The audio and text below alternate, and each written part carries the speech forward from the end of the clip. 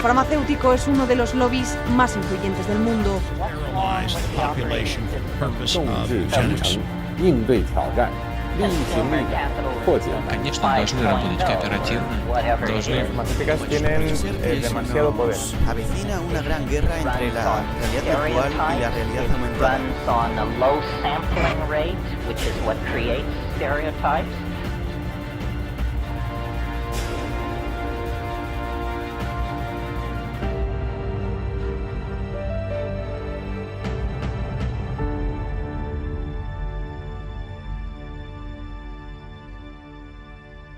Muy buenas noches, bienvenidos nuevamente a esta nueva edición de Humo y Espejo. Espero que los hayamos sorprendido con los programas anteriores y con la columna de Azul Selene. Así que, ¿cómo estás, Azul? ¿Cómo estás, Marcelo? Díganme qué es lo que nos tienen preparados hoy. Bueno, buenas noches. Hoy Azul viene con un tema ya que creo que es más de fondo y creo que le va a interesar a todos los que... Igual ya para cuando salga nunca esto... me deja terminar la frase, pero bueno, no importa, dale, sí. Ya para cuando Contalo salga... vos, dale, tu columna. Ya para cuando salga esto, seguramente ya se va a haber votado esto, la ley que... Ahora ya vamos a hablar. Dejá de hacer suspenso Así y que, bueno, contá de qué se trata. Hay algo que se llama neutralidad de red. Sí. Que creo que son leyes que lo que hacen es regular cómo se manejan las empresas con el tema de internet y hay reglas, sobre todo con el tema de la velocidad, o sea, ellos te cobran un servicio y vos tenés tanta cantidad de megas y los puedes usar para lo que quieras y técnicamente todo te tendría que tener la misma velocidad. Sí. Bueno, lo que ahora el 14 de diciembre se va a votar en Estados Unidos es para cambiar esas reglas. Y esto le daría a las empresas más capacidad para regular precisamente el tema de la velocidad de Internet. Bueno, eso es hace mucho que se está hablando. Sí. El tema de... porque hay veces algunos que no están a favor de que vos no tengas un límite en los datos que vos podés bajar, entonces también se habla de veces de redes de 2 velocidades. Sí. Y lo que todo el mundo intuye es, cuando vos estés con una red que difunda, viste que se está hablando mucho de las noticias que son falsas y que Google quiere identificarlas de una manera. Sí. Bueno, entonces, ¿qué pasa? Cuando vos das las noticias que yo quiero, tu página vuela. Claro. Y si no, se hace una carreta para cargarlas. Y claro, ahora, por eso, el 14, la Comisión de Comunicaciones Federales va a votar precisamente eso, para reemplazarla. Tenés a los 3 comisionados republicanos que van a votar a favor de cambiarlo y 2 demócratas que lo que van a hacer, lo que están en contra de esto. ¿Y qué es lo que les permitiría si lo cambian? Y si lo cambian es precisamente eso, que le da la capacidad a las empresas que dan internet a que las diferentes páginas, diferentes empresas les pagan, puede salir esa página o esa parte de internet que tengan, va a bajarse más rápido, va a ser más fácil acceder y si vos tenés una que es más chica o a la competencia, le baja la velocidad, la hace más inaccesible. Sí. Lo que es también te digo que una forma de censura. Puede llegar a ser, obviamente. No sé si han prestado atención, pero en los últimos días se estuvo hablando que Google está poniendo ya en práctica, dejando listo un nuevo algoritmo para que clasifique las búsquedas, porque el ranking en que vos aparecés cuando vos haces una búsqueda es lo que hace que vos veas. Nadie va después de la segunda o tercera página. Sí. La página 14.524 no la ve nadie. Entonces los tipos lo que van a modificar es eso. Entonces, de acuerdo a una estimación que ellos hagan de lo verdadera que sea la página, vas a ir abajo o arriba. Entonces va todo en el mismo sentido. Y lo que hablamos alguna vez, ¿te acordás de los youtubers? Sí. Que les están pagando y ahora cuando empezaron a decir cosas que no les gusta, ahí les sacaron, sí, les hay un cortaron problema el tema. también grande. Y ahora acá no se habló, no escuché que se haya hablado de esto. Y muchos te dicen, bueno, es en Estados Unidos. Acá no. El tema es que muchas de las cosas, los servicios que usamos acá, como Netflix, todo pasa por Estados Unidos. Sí. Y además, de nuevo, todo lo que pasa en Estados Unidos de alguna forma llega acá. O sea que, por Entonces, ejemplo, para dar un ejemplo que se entienda, si Netflix mañana sale un competidor, podría tranquilamente conseguir una forma como para que su página cargue rápido y la del competidor no. Claro. En ese caso, quedas liquidado afuera. Out. Sí. Y también están preocupados por el tema de las empresas más chiquitas que dicen las van a borrar, es un monopolio, porque ahora hay como cierta todavía oportunidad de crecer, Sí. pero con esto va a ser casi Esa es la imposible. idea. Bueno, tengamos fe que el otro día estaba hablando que los BRICS piensan hacer un sistema de internet paralelo y poner fuera de lo que controla Estados Unidos. Vamos a ver si técnicamente lo pueden hacer y si realmente políticamente se deciden, porque tendremos alternativas solo a esto que hoy estamos teniendo. ¿Algo más te queda o ya vamos con Iván? Que el tema de que había gente preocupada por cómo lo iban también a cobrar, tipo al usuario, cómo le iba a llegar. Y lo que dicen es que seguramente lo que sería es vos pagas una internet básica y más o menos te manejás con lo que podés, con lo que te dejan, y si no, pagas más. Que bueno, no es una muy... especie de fútbol para todos que llega a lo internacional, vemos que te quieren hacer hasta lo Así último. que Bueno, hay que ver cómo sale. esperemos que la gente Porque encima no se reaccione y que habló lo tanto. boicotee. Y Yo me precisamente enteré no se habla por sí, eso. yo me enteré hace poco y lo leí todo en inglés, lo tuve que buscar en español porque tampoco había tanto. Bueno, entonces le Así dejamos a la que- gente esa inquietud, interésense en el tema. Y bueno, y vamos con vos para abrir el programa. La verdad, Azul, me dejaste pensando y te dejo tarea para la próxima, para otra columna y otra oportunidad, porque seguro lo vas a tener que investigar. Argentina es un país afortunado, teniendo en cuenta que acá accedes a servicios de 20, 30, hasta 50 megas, cuando en Brasil tenés un acceso a 2 megas, 5 o 10 megas. Y estamos hablando de países de tamaños considerables en la región, ¿no? ¿Por qué esto y cómo afectaría este tema? Así que bueno, te dejo planteado para la próxima columna y después, a partir del próximo bloque, vamos a la entrevista que realizó Marcelo fuera del estudio y el tema central del programa de hoy. Así que no se vaya, que enseguida regresamos.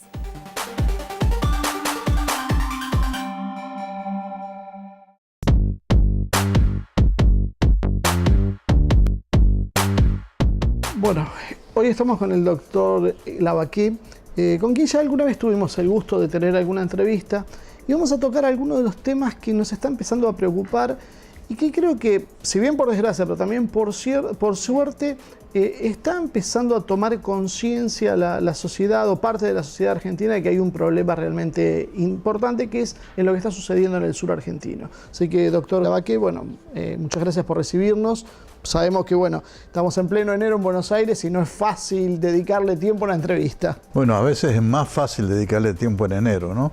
Cuando uno no sale de vacaciones. Bueno, cuando le gusta lo que hace. Sí. Porque yo creo que hay mucha gente que no está en horario de trabajo. Mire, yo creo que ese es el problema de fondo central de la Argentina, no el más urgente, no el que llame la atención de una gran parte de la población, porque para ello están los problemas coyunturales y en este momento, entre la inflación, de alguna manera la pobreza o las dificultades económicas de los sectores menos pudientes y menos capacitados para afrontar una situación como esta, más las causas inmediatas de ello, el déficit fiscal, el déficit comercial, es decir, todo lo que se llama la coyuntura. Esto es lo que pega, como se dice comúnmente, en el bolsillo, en las necesidades más urgentes de un ser humano, y por lo tanto son estos los problemas que atraen los titulares de los diarios, las discusiones en los bares, las discusiones en el Parlamento y la preocupación de los políticos y los periodistas. Esto es lógico. Que la mayoría de la gente que está viviendo arrinconada por los problemas no tenga ni tiempo ni condiciones, más que condiciones, predisposición de ánimo para pensar en los problemas de fondo, en los problemas estratégicos, es lo normal. Lo no normal, por no decir anormal, es que la dirigencia política caiga en el mismo quietismo frente a estos problemas. Política, periodística, sindical, económica, la dirigencia en general, porque quienes hemos recibido información especial y nos hemos dedicado a la tarea de los asuntos públicos, tenemos la obligación de prever el futuro. Esta es la diferencia entre un dirigente político y un hombre común. El hombre común tiene la obligación de votar a conciencia y acertadamente. Más de eso no se le pida porque no tiene ni tiempo ni instrucción, es decir, información. El dirigente político, si se precia dirigente, si quiere serlo, tiene la obligación de prepararse para prever el futuro. Son los vigías, y esto es lo que está fallando. Claro, bueno, ahora vamos a ir por otro lado, ya que empezó con este tema. ¿Qué es lo que falla en nuestra dirigencia política? ¿Es un tema de venalidad? ¿Es un tema de ignorancia, de incapacidad? ¿Qué es lo que falla para que se produzca esto? Para que no veamos algo tan grave como lo que se nos está viniendo encima. Hay falla personal, o fallas personales, y consecuencias de un sistema que va evolucionando, un sistema de comunicaciones, fundamentalmente es eso, que va evolucionando desde la lectura que lleva a la meditación y a la reflexión. Uno lee una página de un libro, al margen de que lo puede volver a leer 5 veces, 14 veces si quiere, lo subraya, lo analiza, saca apuntes como se hacía antes. Al margen de eso, la lectura llama a la reflexión, porque es algo entre el libro y el interior de uno. La televisión, que ha reemplazado a la lectura, y mucho más el teléfono, el Twitter y compañía, no llaman a la reflexión, llaman a la acumulación de mucha información cortita. Un símbolo de todo esto es Twitter, 140 caracteres y no más. 140 caracteres y usted, siendo el Superman de la síntesis, podrá desarrollar una idea, un desarrollo estratégico, un panorama para un enunciado apenas. No alcanza. Tampoco alcanza ni con Facebook, porque es otro de los sistemas de comunicación que se ve mucho, pero se ve durante pocos minutos. No hay forma con la televisión, que busca sensaciones y no reflexiones, no hay forma de que la dirigencia se sienta movida a los análisis profundos, no hay forma. Y en las campañas políticas pasa exactamente eso. Hay que luchar contra esto, porque esto no es ni bueno ni malo. La tecnología nunca es ni buena ni mala, es neutra, es un instrumento, depende de cómo se la emplee. Lamentablemente en la Argentina, por el sistema de propiedad de los medios de comunicación, están al servicio de intereses a los cuales les conviene que el grueso de la población no reflexione ni piense en los problemas de fondo.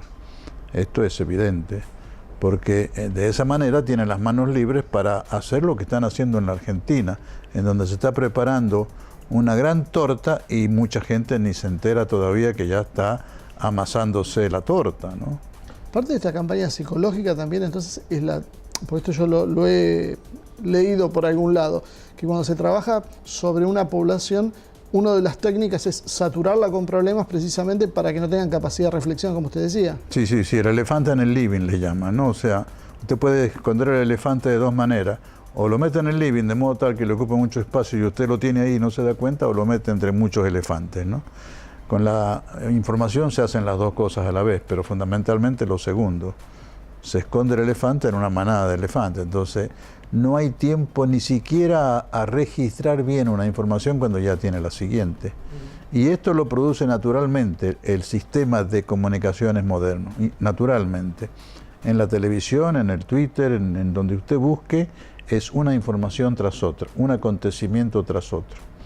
Pero contra esto, los dirigentes, por lo menos los dirigentes que se precien de ser amantes de su propio país y no servidores de intereses foráneos o intereses del propio país, pero de pequeños núcleos de privilegio, estos dirigentes populares, permítanme el término, nacionales y populares, tienen la obligación, no deberían, tienen la obligación de a la noche con la almohada en algún momento frenar, bajar un cambio, como se dice comúnmente, y comenzar a reflexionar, porque están sucediendo acontecimientos que cada uno por separado significa poco y nada, pero todo junto es una especie de preparación de ambiente la que están haciendo para, dicho en términos así un poco de discurso político, para dar algún zarpazo. Nadie sabe cuál zarpazo, pero que lo están preparando es evidente. Bueno, un poco la idea de hablar era un zarpazo, por lo menos una zona que uno empieza a olerle mal, o sea, empieza a ver que hay demasiados condimentos, como decía, que son parciales, son pequeños, pero empiezan todos a abonar una situación determinada que no parece ser la más auspiciosa. ¿Y qué es lo que está pasando en el sur argentino? Durante mucho tiempo se pareció un poco paranoico esto y como mucho tal vez se hablaba de un proceso de desmalvinización. Pero creo que ahora estamos en algo mucho más profundo inclusive que la desmalvinización. Me parece que es más profundo y más global, más omnicomprensivo y que viene de más lejos, más en el tiempo me refiero, ¿no? Sin buscar todas las cosas en Adán y Eva, los orígenes de las cosas en Adán y Eva, un poquito más acá en todo caso, pero observe usted que la deuda externa, cíclicamente, la aumentan, la engrosan, no digo artificialmente, pero sí la fogonean con mucho espíritu deportivo, hasta que explota como principal problema. La deuda está creciendo a pasos agigantados, no hace falta que demos cifras, pero estamos próximos al límite, próximos de llegar al límite en que nadie va a decirlo, pero los famosos operadores económicos internacionales, que son los usureros prestamistas de siempre, van a decir no hay más crédito, no hay más dólares porque están demasiado endeudados. Se lo dijeron a Martínez de Oz, se lo dijeron a Alfonsín en el 89, enero, febrero, cuando se disparó el dólar y cambió de ministro de Economía. Se lo dijeron al propio de la Rúa, es decir, no es que lo preparen, o sí, el tema es que hay un límite. La Argentina en este momento, yo creo que entre 1 y 1 año y medio va a estar, depende de las políticas que haga el gobierno en estos próximos meses, va a estar en ese límite, deuda. El otro tema es narcotráfico. A mí me parece imposible sencillamente, que con la tecnología moderna hayamos llegado a este punto de avance del narcotráfico en la Argentina, salvo que haya una complicidad política, que la hay. Y toda complicidad política responde a un plan, casualidad no puede ser. El menudeo puede ser casualidad, cualquier otra situación de menudeo. Cuando ya esto adquiere dimensiones políticas, es decir, generalizadas, es porque hay un plan. Y cuando hay un plan hay un cerebro que coordina, conduce, impulsa. Segundo tema, el narco es un problema que, si bien existe por razones naturales de tremendo estrés que está sufriendo la gente, etcétera, evidentemente hay una orientación impulsada desde algún centro con mucha fuerza para que el narcotráfico se haya adueñado de la Argentina en buena medida. Segundo problema. Tercer problema son los 2 atentados. Ninguno de los 2 grandes atentados, ni en la Embajada de Israel, ni en el edificio de la AMIA, se puede decir que fueron hechos para esta situación. Fueron hechos por otro motivo. Yo tengo, ya más o menos público en la Argentina, el estudio hecho de los antecedentes del atentado a la AMIA, sobre todo, tengo escritos, en fin.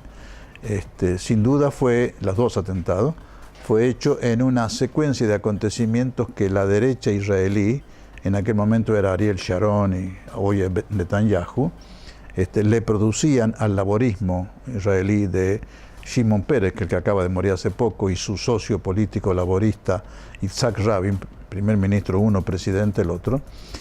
Estos dos querían la paz con Arafat, con los palestinos, a través de la fórmula paz por territorios. Es decir, Israel cedía los territorios conquistados a partir del 67 en adelante con tal de llegar a la paz con los palestinos, lo cual era una fórmula, precaria, no perfecta, pero bastante humana, aceptable, porque al final el tema de Medio Oriente se ha transformado en un tema de humanidad. Ya hay 5 millones de judíos por un lado, que solamente a un loco se le ocurre que hay que sacarlo y tirarlo al mar, como dijo alguno, y a otro loco se le ocurre que los 4,5 millones de palestinos que fueron expulsados de Palestina por las tropas israelíes, por los grupos de terror israelíes, el mismo día de la partición, allá por el 48, estos 4,5 millones, 4,900,000 palestinos van a seguir boyando o peregrinando en los alrededores de la tierra de ellos. Alguna solución hay que encontrar para estos pueblos. Esa solución la buscó Rabin con Arafat y estuvieron a punto de lograrla. Ceresole, Norberto Ceresole, un gran patriota que murió hace un tiempo, fue el que hizo el primer estudio y que me lo transmitió a mí poco antes de morir, y yo por eso tomé el hilo, digamos, y lo seguí. Él contabilizó 14 atentados terroristas desde que se firmó el protocolo de Madrid en el 91, hasta que lo matan al propio Rabin. 14 que eran todos llamadas de atención para frenar ese proceso de paz. y ubica perfectamente en qué momento de ese proceso producen la explosión en la Embajada de Israel, en qué momento la de la AMIA y en qué momento lo matan. De modo tal que hay pocas dudas que ese fue el motivo de los dos atentados. Pero la permanencia in eternum de la investigación, que nunca se hace bien y siempre se prolonga y se deja abierto, es señal de que lo están utilizando a esos dos atentados y su falsa investigación para desestabilizar a la Argentina, entre otros motivos. Puede haber otros motivos, pero les está sirviendo, igual que la deuda, igual que el narcotráfico, como arietes de desestabilización. Agrega a eso las Malvinas. Inglaterra hace años que viene avanzando, yo diría descaradamente, el término es muy duro, pero es que es así, ha ampliado la zona de exclusión de 200 millas a 350, ya está cerca incluso de nuestra península antártica, engloba Georgias y Sandwich, está fortificando la base con cualquier pretexto nuestro, la fortifica, etcétera, etcétera. Es evidente que Inglaterra está avanzando sobre Malvinas. Y sexto elemento, la Patagonia. Acá hay que ser muy distraído para no darse cuenta que entre Estados Unidos, Inglaterra e Israel están llevando un movimiento de pinzas sobre la Patagonia, consistente en compra masiva de tierras, también con gran descaro y desenvoltura, aprovechamiento de esas compras para crear especie de focos de territorio extra argentino, como es las estancias de Joseph Lewis en Chubut y alrededor del lago Escondido. Todo el mundo ya lo conoce, tiene una pista de aterrizaje donde no se controla ni la salida ni la entrada de vuelo y donde pueden aterrizar hasta los Hércules 130, un avión grande de transporte militar. Esto que no se controle, esto no puede ser casualidad. Y que este señor Joseph Lewis sea amigo personal y socio del presidente de la República, en cuyas estancias el presidente pasa periódicamente unas vacaciones y es trasladado en el helicóptero del señor Lewis, esto no puede ser casualidad tampoco, es demasiado grueso. Vaya sumando las dos bases norteamericanas que este gobierno ha concedido sin ninguna razón ni motivo valedero, y no en cualquier lugar. Uno en Puerto Iguazú, que podríamos hablar del corazón de la Cuenca del Plata, el primer gran espacio geopolítico de desarrollo para América Latina, para Sudamérica al menos, y la Argentina en especial, y en Ushuaia, que es el punto de partida, junto con Malvinas, para la conquista del Atlántico Sur. Es decir, si esto no se llama un avance, pero muy bien coordinado, territorial, les faltan las tropas, pero no las necesitan, porque lo hacen por acuerdo con este gobierno. Entonces, sume todo esto, sume la presencia de militares israelíes disfrazados, no hay otro término, de mochileros, de turistas en la Patagonia. Yo presido el instituto que ha hecho ese estudio, el Instituto La Hora de los Pueblos de Política Internacional, y hemos detectado en los últimos, 40 años, 30 años, ha sido permanente la visita de militares israelíes como si fueran turistas. Hoy sigue, el doctor Alfonsín incluso autorizó a traer ya un lote de 25.000 para trasladarlos a la Patagonia. Falló porque internacionalmente no lo pudieron hacer, pero no porque la Argentina no diera el consentimiento. ¿Y eso qué objetivo persigue? ¿Que es un plan B, como dicen algunos, por si las cosas no terminan de salir del todo bien en Medio Oriente? Sí, yo creo que cada país de estos, los dos anglosajones, Estados Unidos y Gran Bretaña e Israel, tienen algún objetivo en común, pero también tiene cada uno su propio objetivo. Sí, ¿no? Ahora se está viendo muy claro eso. Claro, Estados Unidos está retrocediendo en todas las amplias zonas calientes del mundo, Asia Central, Medio Oriente, África, y le queda su retaguardia, su patio trasero, que es Latinoamérica, especialmente Sudamérica. Ha volteado como si fueran muñecos a todos los gobiernos que no les eran adictos. Argentina, se ha salvado Bolivia porque Evo está muy fuerte, ha desestabilizado Venezuela. Cuba, con la vejez de los Castro, se ha agotado la revolución, o por lo menos el peligro, digamos, para Estados Unidos, y Brasil, de modo tal que Gran Bretaña tiene otro motivo, que es su base en Malvinas, aprovecharla para la expansión hacia el Atlántico Sur y la Antártida. E Israel, creo que esto que usted anticipó, me parece que debe ser el objetivo más esperable, digamos, ¿no? la situación de los 5 millones de judíos que viven en las tierras palestinas, cada día se torna más difícil. Y ese país va a terminar siendo inviable porque un país no puede vivir en guerra permanente contra todos sus vecinos. Para colmo de males, crece la población de Israel a un ritmo, a un porcentaje muy pequeño porque tienen costumbres occidentales de familias de pocos hijos, mientras que todos los árabes que los rodean y los que conviven con ellos en esas tierras palestinas tienen un crecimiento vegetativo de 3 a 4 veces mayor. Entonces el tiempo corre contra el pueblo judío en este caso. Todo esto se conjuga para que cada país de los que preparan algo tengan sus propios objetivos, pero en conjunto coinciden el objetivo de que la Patagonia sufra algún tipo de minus. ¿Esto incluye la Patagonia chilena? Sin duda. Entre los objetivos, si el objetivo es estratégico, de dominio de las riquezas de la Antártida y del Atlántico Sur, que bien puede ser, ¿no? Entramos los dos países. Si el objetivo es territorio para población, trasladar población corrida, digámoslo de alguna manera, de Medio Oriente, también. Si el objetivo es usar la plataforma Malvinas para avanzar hacia el sur, no. Y por eso es peligroso la alianza chileno-británica. La Argentina debería tener un primer objetivo prioritario in extremis con una alianza estratégica con Chile para evitar que siga siendo el aliado estratégico natural de Gran Bretaña en la conquista del Atlántico Sur en desmedro de nuestros derechos. Pero como no hay ninguna estrategia ni geopolítica ni de ningún tipo, ni ninguna previsión de política internacional, y todavía nuestra dirigencia sigue creyendo que hay solamente 2 hipótesis de conflicto: la lucha contra el narcotráfico de acuerdo a los planes de la DEA norteamericana, que es una parte del narcotráfico, y la lucha contra el terrorismo, según los planes norteamericanos, que es la lucha contra una parte del terrorismo, no contra el que produce el propio. Casualmente, ambas cosas que mencionó son controladas por la misma inteligencia occidental. Pero por supuesto. Entonces, fíjese usted que en la campaña electoral que ganó el señor Macri, el ingeniero Macri, el CARI, que es un digno representante de las ideas estratégicas de Estados Unidos, organizó un simposio entre todos los especialistas en política exterior de los candidatos presidenciales, todos, incluido Scioli, todos mandaron representantes o veedores por lo menos, y la conclusión de este grupo de especialistas, multipartidarios si usted quiere, fue que teníamos 2 prioridades en cuanto a la política exterior: narcotráfico y terrorismo, de acuerdo a los planes de la DEA. Y claro, entonces así es un país desarmado. Sí, así estamos complicados. Doctor Lavaqué, vamos a un corte y ahora en unos minutitos volvemos.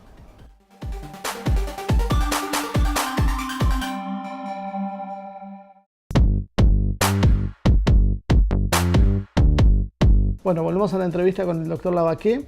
Así que bueno, doctor, estamos, no sé si trayendo buenas noticias, pues yo creo que realmente después nos tildan de pesimistas, pero la verdad uno no hace nada más que describir la realidad. Estábamos hablando en el corte que me decía que es importante que empecemos a hablar ya de un proyecto sur. ¿A qué se refiere con eso?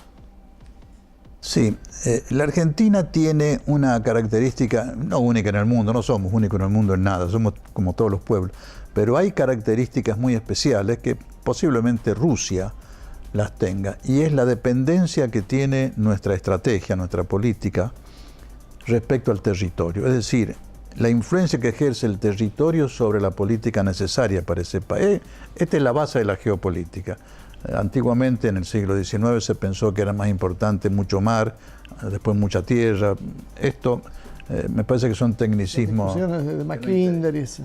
Claro, la teoría de Mackinder. El tema fundamental es que hay países en donde el territorio marca la política. En todo lo marca. Para que no haya una gran estrategia, Uruguay no podría tener nunca una gran estrategia. Es un gran país, uno lo quiere mucho, pero su territorio no le da para expandirse en una estrategia tipo geopolítica.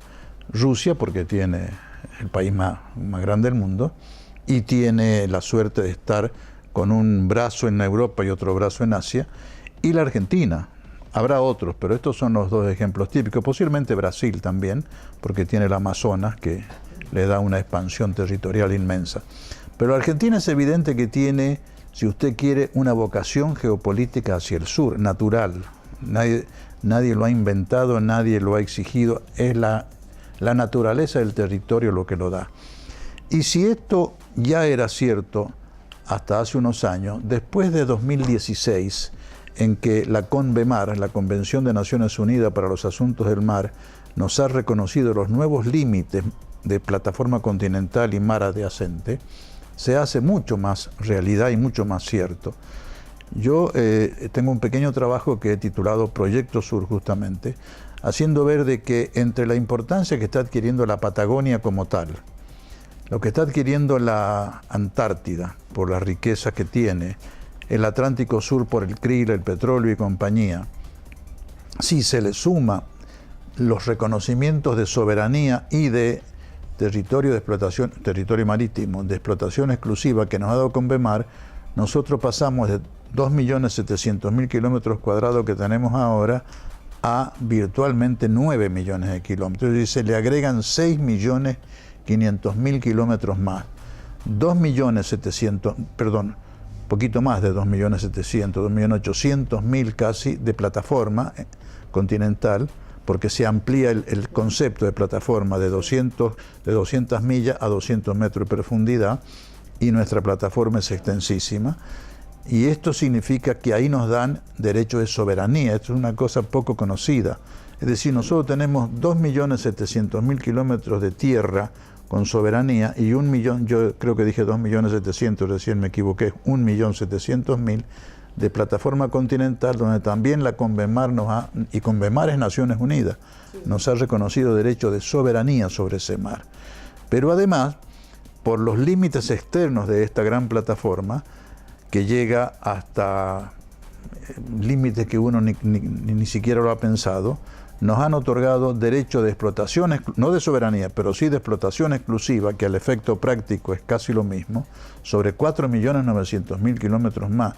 Si usted mira el mapa que ha dibujado nuestro Instituto de la Marina para este tema, que son los que han hecho el estudio presentado a Naciones Unidas, la Argentina adquiere una forma muy particular. Es el triángulo conocido más el triángulo invertido de la Antártida, pero a su vez ambos terrenos, ambas partes territoriales, están unidas por una especie de mamelones inmensos que son los límites de este inmenso mar territorial o mar de explotación.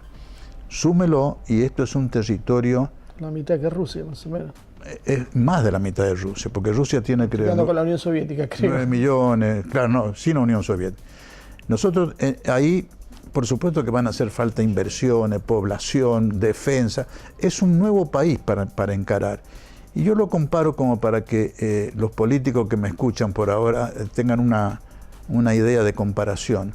La Argentina nunca en su historia ha tenido una conjunción de factores externos a ella, positivos como esta, salvo entre 1860 y 1880. En ese momento se descubrió el barco a vapor, o se había descubierto hacía poco, el alambrado que permitió cerrar campos y cultivarlos adecuadamente y pastorear adecuadamente, se expandió el ferrocarril con buen criterio en nuestra pampa y se descubrió las cámaras frigoríficas. De modo tal que se dio todo junto para que nosotros pudiéramos expandir la frontera. Y vino Roca, primer presidente con sentido geopolítico, y al margen de que usted tenga o no un criterio ético contrario a Roca, eso es aparte, lo podemos discutir otro día, pero fue el primero que concibió la posibilidad de ampliar la frontera hacia el sur, la frontera de dominio efectivo. Lo teníamos en los papeles, pero en la práctica no estábamos asentados en el territorio. Esto produjo que a partir de 1880 se ampliara la frontera agropecuaria en millones de hectáreas más. Y entonces se produjo el famoso auge, la famosa Belle Époque de que hablaban los historiadores, con un aumento exponencial de la población y del PBI de entre 1880 y 1910. Ahí se frenó. Y luego vino la crisis del 29-30. Un periodo semejante de expansión económica y poblacional se podría dar si la Argentina encara como proyecto geopolítico prioritario el proyecto sur. Es decir, desde el punto de vista geopolítico, el sur para nosotros, el Atlántico Sur, va desde el límite norte de la Patagonia, La Pampa, sur de la provincia de Buenos Aires, sur de Mendoza, hasta el Polo Sur. Abarca toda la Patagonia, Malvinas, Georgia, Sandwich, el pasaje de Drake y la península antártica. Ese inmenso territorio, reconocido por Naciones Unidas, insisto, debería ser considerado como una unidad geográfica y política, es decir, geopolítica como tal, y encarado su poblamiento en los lugares que corresponde, su desarrollo, sus inversiones, su defensa, su patrullaje. Ahora, dos preguntas me surgen con esto. Uno, para un proyecto así ambicioso, si no necesitaríamos tener una política demográfica diferente, que ayude a favorecer una población más numerosa que la que tenemos. Y por otro lado, ¿cómo juega el contexto internacional de un mundo unipolar que se resquebraja con el surgimiento de nuevos actores? Esto parecería a priori que sería favorable para que un país como la Argentina encuentre resquicios como para poder desarrollarse. Usted ha descrito las necesidades de cualquier estrategia. ¿En qué contexto internacional, con qué medio contamos y qué es lo que queremos lograr, qué objetivos queremos lograr? Bueno, este es el trabajo que he hecho de Proyecto Sur, toca los tres aspectos. Desde el punto de vista de la situación internacional, todavía está viviendo mucha gente en la ilusión de que hay una potencia hegemónica que es Estados Unidos. Estados Unidos fue potencia hegemónica durante una década, la del 90, poquito más, poquito menos, porque implosionó la Unión Soviética, porque todavía Rusia no se había repuesto, China no había adquirido el nivel de desarrollo, Europa todavía no era la potencia que lo fue, de modo tal que gobernaron a piacere, como quien dice, 10 años. Fue cuando concibieron el sueño de la centuria, como dicen ellos, del siglo norteamericano. Eso murió por allá por el año 2000. Con el 2008 terminó de morir con la crisis de las hipotecas basura en Estados Unidos y la crisis similar de Europa en el 2012. Estados Unidos desde entonces, hay que comprenderlo, viene en retroceso en todo el mundo.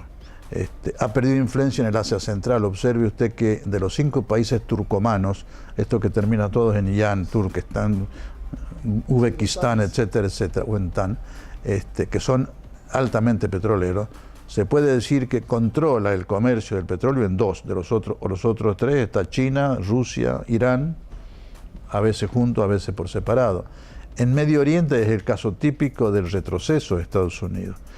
Hace solo 10 años, 9 años, Estados Unidos pudo producir la famosa Primavera Árabe, que fue un gran operativo de inteligencia internacional para derrocar gobiernos que no les interesaba y destruyó a Libia, desestabilizó a Egipto, a Túnez y casi voltea a Siria, a no ser que ya en el momento en que quisieron hacerlo con Siria, comenzaba la estrategia de contrarrestar esta influencia norteamericana por parte de Rusia y con el paraguas chino. De modo tal que realmente en Siria es donde el Waterloo de Estados Unidos es Siria, lo han frenado ahí. Pero lo real es que hoy Estados Unidos en Medio Oriente ya no arma el mapa a gusto y paladar. Tiene que hablarlo con China, con Rusia, con Israel, con Irán, con Egipto, con Arabia Saudita, con Turquía. Tiene que hablarlo con 8, con 9 operadores. En África eran, entre Estados Unidos y Gran Bretaña, los 2 inversores mayores y financistas. Hoy es China en África. Y le están comiendo los talones en algunos lugares de América Latina. De modo tal que este Estados Unidos, que mucha dirigencia argentina piensa que es el país hegemónico que hay que seguir, porque si no nos caemos el mundo, es un imperio en decadencia hoy. Y se ha concentrado en América Latina justamente porque está en retroceso en todo el resto del mundo. Es su retaguardia que está rearmando para tratar de contrarrestar el avance chino-ruso en el resto de las regiones sensibles del mundo. Atarnos nosotros a Estados Unidos en el momento en que está en retroceso en todo el planeta parece una cuestión de enfermos mentales. Me da la sensación que tenemos un gobierno que no tiene una gran expertise en lo que es materia política internacional. O sea, es casi un seguidismo infantil. Ahora, hay un actor que ya que lo tengo acá, me gustaría preguntarle, que parecería también como poner un poco en entredicho los parámetros más importantes de la geopolítica clásica, que es lo que sería el globalismo. O sea, las corporaciones como Estados que ya no son Estado-nación, se rigen con otras reglas, no tienen fronteras. ¿Cómo juega en este nuevo contexto? Son 2 luchas que sigue cada uno su propio camino. y que en este momento están aliadas. Todo el poder anglosajón israelí, Estados Unidos, Inglaterra, Israel, está asociada al poder financiero mundialista o mundo uno, como le llaman ellos. Pero esa alianza no va a ser permanente, con absoluta seguridad. El tema es que... Aparte, creo que Trump hace ruido en esa alianza. Bueno, es lo que le iba a decir. Después viene el otro tema, y es que Estados Unidos con Trump ha cambiado totalmente de estrategia, incluso en este repliegue sobre Latinoamérica del que le estaba hablando, porque con Obama, Hillary Clinton, el Partido Demócrata y compañía, y una parte del republicano, la estrategia norteamericana era transformar a toda Latinoamérica, o por lo menos a Sudamérica, en un patio trasero verdadero e meterla en el Pacto Transpacífico, que es una zona, era la idea de una zona de libre comercio ampliada, el ALCA ampliado, dominado por Estados Unidos. Con Trump han empleado o han iniciado una estrategia opuesta. En lugar de una gran zona de libre comercio manejada por ellos, cerrar las fronteras económicas de Estados Unidos, frontera económica y de inmigración, para fortalecer sus propias empresas. Pero cualquiera de los dos caminos que elige Estados Unidos, en definitiva, un mercado común ampliado para manejarlo ellos o fronteras cerradas, de cualquier manera, Latinoamérica sigue siendo para ellos la retaguardia en el cual afirmarse en su lucha por la expansión del poder mundial. Esto hay que tenerlo claro porque vamos a sufrir embates muy fuertes. Y en esto se une, o a esto se une, el hecho de que Gran Bretaña va a quedar libre de la Unión Europea y está obligada a fortalecer su alianza noratlántica con Estados Unidos para no morir. Cortado el lazo de Gran Bretaña con la Unión Europea, esto es inevitable. De la misma forma que va a ser inevitable, y habrá que preverlo, que Francia y Alemania comiencen a traccionar a Europa hacia una alianza euroasiática con Rusia. Es que lo va a dar la geopolítica, ni siquiera. Fue lo que históricamente trató de impedir el eje anglosajón, esa alianza. Viene de lejos el tema, viene de la época de los zares, viene de la época en donde primos hermanos, era el rey de Inglaterra o la reina con el rey de Austria-Hungría. Hoy ya no son los reyes ni los casamientos, pero los proyectos geopolíticos que están danzando en Europa son los mismos de aquella época. Una Europa unida a Rusia o una Europa unida a Estados Unidos.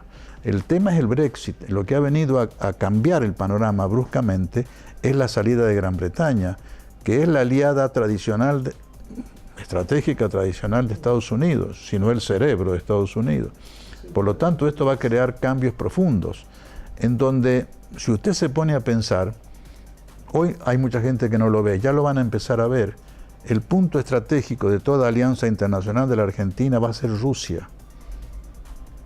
Depende del trato que arreglemos con Rusia o de la alianza que lleguemos a hacer con Rusia, van a depender mucho de los otros factores internacionales, nuestra relación con Europa, nuestra relación con Estados Unidos, con China y nuestra concepción de la Unión Latinoamericana. Trayendo entonces ahora un poco a un hecho más cotidiano para tratar de ver cómo se articula la geopolítica en esto. Lo que pasó con el submarino. La actitud de Rusia de quedarse buscándolo solo, pese a que el gobierno argentino no muestra demasiada voluntad de que se encuentre el submarino. Tiene algo que ver como que Rusia también está empezando a jugar su partido, independientemente de lo que haga Argentina, pensando en la Argentina como un Estado a futuro y no como circunstancialmente el gobierno de Macri. Se lo digo gráficamente, Marcelo. A mí me parece que la negativa del gobierno de Argentina a darle autorización a Rusia para investigar donde ellos creen que está el submarino es más o menos como si Bashar al-Assad le hubiera negado a Rusia el apoyo que le dio para rechazar el veranito que le estaba preparando a Estados Unidos, Arabia Saudita y compañía. Lo hubieran aniquilado a Siria. Yo no digo que sea exactamente, pero digamos, salvando la distancia, es una negativa suicida, porque Rusia lo que ha querido hacer es evidente. No es solo encontrar un submarino, es decirle, cuidado, los están engañando. Lo bajó un misil que se disparó por descuido de Gran Bretaña, no importa, es hoy. Lo que importa es que un gobierno ciego que sigue a un derrotado de la historia, porque hoy Estados Unidos es el derrotado del siglo XXI, y que rechaza una oferta brillante que le presenta una potencia, la única potencia que tiene una estrategia lúcida para Latinoamérica y todavía en cierne, es Rusia. Esto era un punto que evidentemente los rusos tiraron como iniciación de una nueva relación con la Argentina. Y fíjese que no era económica, esto era lo más interesante, era una relación militar, hubiera sido. Yo creo que no es un error, es un paso dado por las presiones norteamericanas y británicas que nos va a costar mucho en la historia. ¿Tiene vuelta atrás? ¿O ya está jugado? Sí. En política internacional todo tiene vuelta atrás, todo. Porque no hay regla, no hay derecho, hay fuerza y hay intereses. El día que en la Argentina gane un gobierno, no sé qué decir para no ofender a los otros, pero yo diría simplemente patriota, nacional, nada más. Se va a dar cuenta que no porque a uno le guste Rusia, yo de ruso no tengo nada, soy católico, apostólico, romano, mi familia es del Líbano, no tiene nada que ver, y soy argentino fundamentalmente. Pero esto lo marca la historia y la evolución del mundo y la geopolítica. Hoy nuestro aliado estratégico fundamental, a lo mejor no se ve hoy, insisto, es Rusia. Entonces rechazarle a Rusia una oferta como esta, de demostrar que algún pícaro estuvo metiendo la mano y el submarino anduvo a 200 millas donde tenía que estar, etcétera, etcétera, realmente es tapar el cielo con un arnero, ¿no? Ahora, como para cerrar, pues nos quedan nada más que 2 minutos. Hablamos de Estados Unidos, hablamos de Rusia, hablamos del globalismo, nos faltó el otro gran actor en este juego, que es China, que pisa fuerte, como dijo, ya desalojó a Estados Unidos, diría, de buena parte de Asia, de África, y lo empieza a hacer en muchas partes de América Latina, porque silenciosamente el posicionamiento de sus empresas cada vez es mayor, lo cual hace prever a mediano plazo una influencia también política. ¿Me cierra con esto? Cierra, porque China, cada país va siguiendo una estrategia acorde con su tradición y con sus posibilidades. China es seguramente el país continente más antiguo en cuanto a continuidad histórica del mundo. Tiene una paciencia política superlativa, pero además tiene una posición económico-financiera que si no hace nada, termina por ser la potencia del mundo. Si no hace nada, deja que sigan los acontecimientos como están.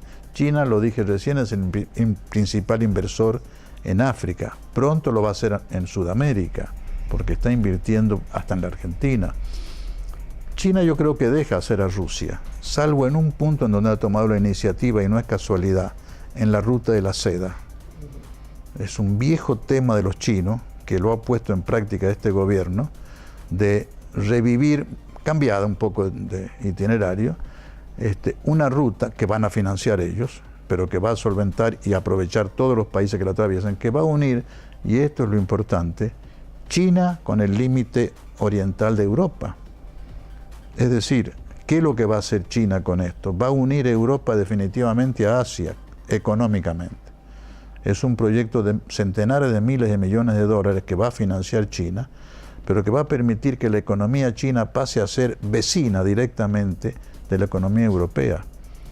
Bueno, lamento que se nos haya cortado el tiempo, así que bueno, aprovecho para despedirlo. Creo que no se analizan habitualmente por televisión con tanta profundidad, creo que los hechos como lo está haciendo usted, y me parece que es una de las cosas que tratamos de tener como sello distintivo en el programa, y que creemos que la gente tiene que animarse a tratar de entender el mundo, cómo funciona realmente, no quedarse en las anécdotas chiquitas. Yo diría que aquí hay que aplicar la máxima de Aristóteles, popularizada por Perón. La única realidad, la única verdad es la realidad. Hay que partir de la realidad, no de preconceptos ideológicos. Yo no soy amigo de Estados Unidos o enemigo. Yo tengo intereses y Estados Unidos tiene los suyos. El día que comprendamos que nuestros intereses tienen que ser expandidos de acuerdo a la realidad de los países que nos rodean, realmente vamos a empezar a tener una política internacional.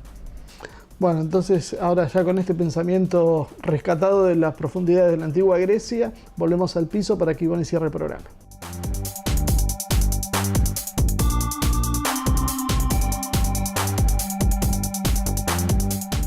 Muy bien. bien, hasta acá llegó el programa de hoy. Como siempre, muchísimas gracias por acompañarnos. Gracias, Marcelo, por la entrevista.